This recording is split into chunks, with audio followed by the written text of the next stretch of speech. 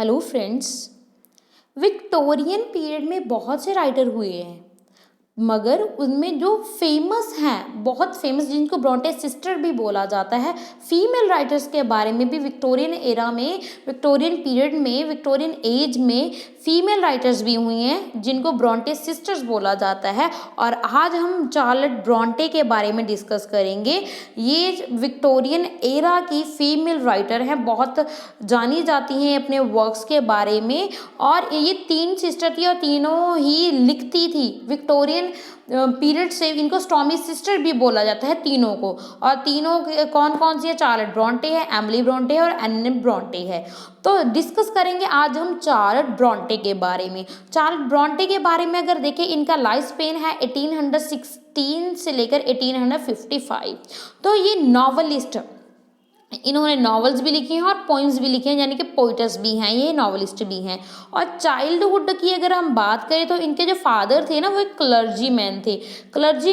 तो इनको एक क्लर्जीमैन के बच्चों की ज़िंदगी आप देख ही सकते हो। तो इनको वैसे ही इनको एजुकेशन प्रोवाइड की गई थी। तो अगर इनके 5 सिबलिंग थी, 5 सिस्टर्स थी, ब्रदर नहीं था, ये 5 सिस्टर्स थी। ये 3rd नंबर की थी चार्लोट ब्रोंटे, जिनका 1816 में बर्थ हुआ। 4th नंबर की थी एमिली ब्रोंटे, 1818 का बर्थ था।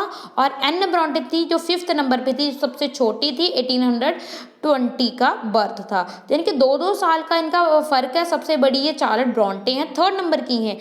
तो दूसरी सबसे बड़ी 2 कहाँ पे हैं? उनका नाम था मारिया एंड एलिजाबेथ।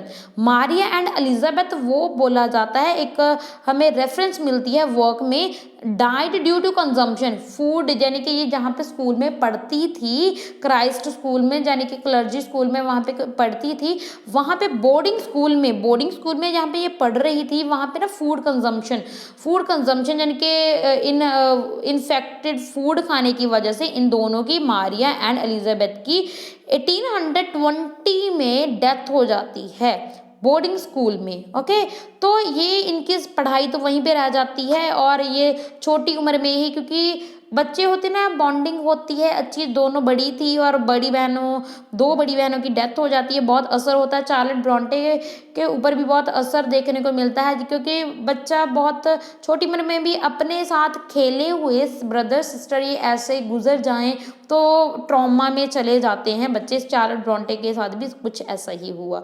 और उसके बाद 1825 में इनको वापस भी बुला लिया गया घर, यानी कि स्कूल से वापस बुला लिया गया।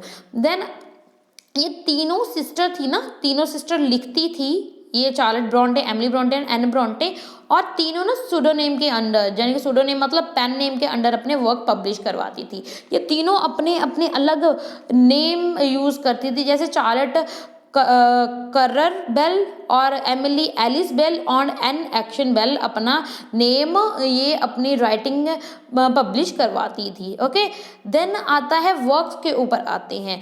तो इनके जो वर्क्स है, सबसे पहला नॉवल है इनका द प्रोफेसर, जो पोस्टमसली पब्लिश्ड हुआ, मगर पहले लिखा गया द प्रोफेसर, मगर पब्लिश सबसे बाद में हुआ, यानी कि पोस्टमसली आफ्टर डेथ पब्लिश हुआ। 1857 में पब्लिश हुआ इनका the professor work, first novel है इनका। ओके, देन पोइम्स आई, इन्होंने तीनों ने कोलैबोरेशन के साथ लिखी थी, तीनों सिस्टर ने। Poems by Currer Ellis and Acton Bell 1846, ये पोइम्स का कलेक्शन था, तीनों ने इकट्ठा लिखा था इन्होंने। द जेन आयर बहुत इंपॉर्टेंट है, 1847 में इनका वर्क आया।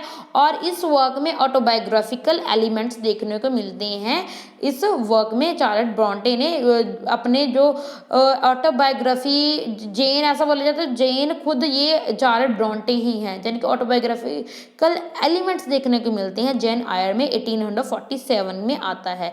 तो जेन आयर इंपॉर्टेंट वर्क है, इसके बारे में थोड़ा सा और देख लेते हैं। 1847 में आता है, ऑटोबायोग्राफिकल एलिमेंट्स देखने को मिलते हैं, ऑटोबायोग्राफी ही बोल सकते हैं हम। और इंट्रो में क्या बोलते हैं, इंट्रो में क्या बोलती है, ये स्टार्टिंग लाइन, ओपनिंग लाइन बोल सकते हैं जेन आयर की, I will show you a heroine as plain as small as myself. ये इंट्रो यानी कि इंट्रोडक्शन है, शुरुआती लाइन है। तो इसमें जो लाइफ ऑफ द हीरोइन, जो हीरोइन है ओके, उसकी 8 साल से लेकर 30 साल तक की जो पूरी लाइफ है उसको रिप्रेजेंट किया है इस नॉवल में। ये एक नॉवल है। जेन है वो गवर्नेंस का भी काम करती हैं और ये इसमें अपने ट्रॉमेटिक एक्सपीरियंस भी उन्होंने बताए हैं, जैसे इनके 2 सिस्टर की डेथ हो गई थी, ये इस टाइप के बताए हैं इन्होंने ओके जेन आयर में। और इस करेक्टर में जेन आयर में कौन कौन से करेक्टर्स हैं, जैसे जेन है, हेलन बर्न है, रोचेस्टर है और बर्था मेसन। बर्था मेसन बहुत ज़्यादा इंपॉर्टेंट है और इसी बर्था मेसन को क्या होता है, जो रोचेस्टर होता है उसकी प्रॉपर्टी के कारण उसकी प्रॉपर्टी हथियाना चाहता है, जिसकी वजह से वो बर्था को पागल डिक्लेयर कर देता है, उसको एक एटिक में बंद कर देता है। एटिक यानी कि ऊपर जो जैसे एक ऊपर कमरा होता है, घर के ऊपर यानी कि कमरा होता है, उसके ऊपर सबसे ऊपर वाला कमरा होता है, उसमें बंद करवा दिया। और इस बर्था मेसन के ऊपर ही इसी से थोड़ा सा हम बोल सकते हैं सोर्स, ये सोर्स लेकर, तो the mad women in attic, attic का मतलब होता है स्मॉल प्लेस। जॉन रीड का भी हमें, ये जॉन रीड करेक्टर है, ये जॉन रीड करेक्टर है। The mad women in attic ये वर्क लिखा था, ये एक ऐसे लिखा था गिलबर्ट एंड गनबार ने ओके, गिलबर्ट एंड गनबार ने the mad women in attic ये एक ऐसे लिखा था और इसी बर्था मेसन से इन्फ्लुएंस होकर लिखा था। जो बर्था मेसन किसका करेक्टर है, जेन आयर का। 1847 में आता है ये नॉवल बाय चार्ल्स ब्रॉन्टे, ठीक है, चार्ल्स ब्रॉन्टे ओके। आ जाता है लास्ट लाइन देखें, इसी वर्क की लास्ट लाइन देखें, रीडर आएगा, रीडर आई मैरिड हिम। तो ये आई जेन के लिए और चेस्टर के लिए हिम यूज किया गया है। और इसी में जो रीडर यानी कि ऑथर, जो रीडर है और ऑथर में जैसे वो बोलती है ना, आई रीडर आई मैरिड हिम, तो रीडर आई मैरिड हिम ये यानी कि रीडर एंड ऑथर के साथ एक तरह की कन्वर्सेशन है ओके। ये इस टाइप का वर्क लिखती थी, बहुत अच्छा है, पढ़ना चाहिए आपको डिटेल से, बहुत अच्छी बुक है, अच्छा नॉवल है, डिटेल से पढ़ना चाहिए okay. The death of the author एक ऐसे लिखा था रोलैंड बार्थेस ने, और उसने ये ऐसा ही बोला था कि रोलैंड बार्थेस क्या बोलते हैं कि अगर वो जो राइटर है, राइटर को ऐसा छोड़ दिया ना कि वो रीडर के ऊपर छोड़ दिए सारा कुछ कि वो कैसे उस टेक्स्ट को लेता है तो अच्छा होता है। यानी कि डेथ ऑफ, वो बोलते हैं the death of the author, अगर डेथ होगी ऑथर की तभी बर्थ होगा रीडर का। तो इसी थ्योरी पे बेस्ड हम बोल सकते हैं, इसी थ्योरी पे बेस्ड है ये जेन आयर, क्योंकि ये इसमें वो रीडर को संबोधित करती हैं अपने लास्ट लाइन में, लास्ट लाइन है ये, ठीक है। देन इनका वर्क देखें, ये शिरले ये कैरोलिन नेम्ड एक पुअर गर्ल होती है इस में, शिरले में ओके। तो जो अब एक मिल ऑनर होता है उसके प्यार में पड़ जाती है ओके। ये 1849 में आता है और ये एक रेवोल्यूशनरी टेक्स्ट है और इंडस्ट्रियल रेवोल्यूशन के जो ड्रॉबैक्स हैं वो इस वर्क में शिरले में बताई हैं चार्ल्स ब्रॉन्टे ने। देन इनका वर्क आ जाता है विलेट 1853 में इनका ये वर्क आता है और विलेट के करेक्टर्स हैं लूसी स्नो, मिस्टर पॉल और पॉलिन मिस्टर होम, ये इनके करेक्टर्स हैं इस वर्क के। तो नेक्स्ट आ जाता है जेन आयर में, थोड़ा सा ये और एग्जाम के पॉइंट ऑफ व्यू से इम्पॉर्टेंट पॉइंट है। जो जेन आयर है, इन जेन आयर में देखते हैं जो एलिजाबेथ बैरेट ब्राउनिंग है, एलिजाबेथ बैरेट ब्राउनिंग का करेक्टर ये मतलब रिप्रेजेंट करती हैं, ये मर जाती हैं, ठीक है।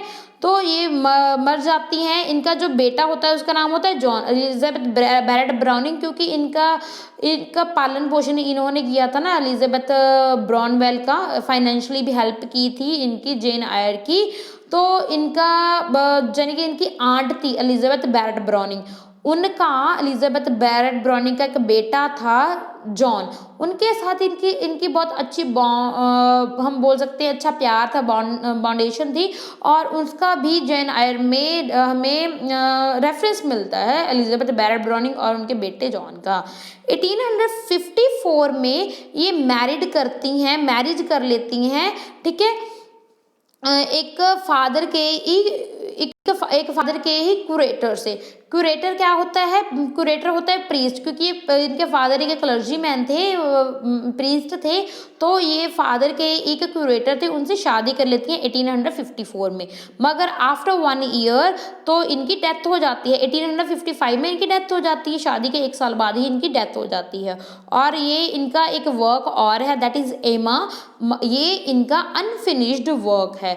तो इस से ऊपर आई थिंक अगर ये जो जेन आयर ही इनका इम्पॉर्टेंट वर्क है, इसको आप अच्छे से पढ़ो और ये जो पॉइंट्स हैं ये आप अच्छे अपने दिमाग में फिक्स कर लो, तो ये चार्लोट ब्रॉन्टे के बारे में एनफ हैं अकॉर्डिंग टू मी। बाकी अच्छे से पढ़ोगे तो ये जो पॉइंट्स हैं आप अपने दिमाग में रखकर तो आपको सारे अच्छे से समझ आ जाएंगे इनके वर्क्स। जेन आयर भी अच्छे से पढ़िए, ऐसे ही पढ़ते रहिए। Keep on learning, keep on watching. God bless you, best of luck for your exams.